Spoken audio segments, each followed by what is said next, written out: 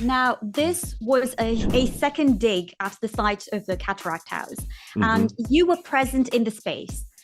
So, talk to us about your experience, perhaps reimagining or invoking the intense stories of the many hopeful enslaved people who used the site as the ultimate passage to freedom.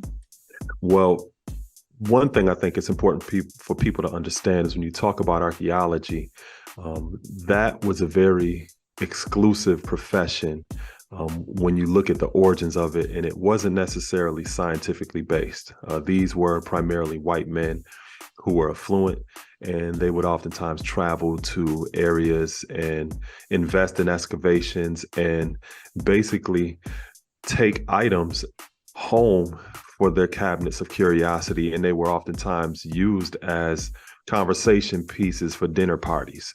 And in terms of the surrounding community, indigenous communities, or some of the people who had the history in these sites, they weren't involved in these processes. So the archaeological dig that we had in Niagara Falls was community led, and it was inclusive in a way that the profession traditionally has not allowed.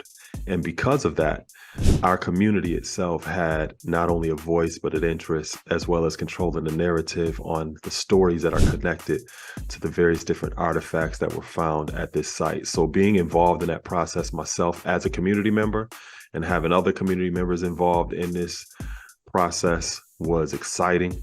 And it was something that we also were able to share with our other family members and colleagues.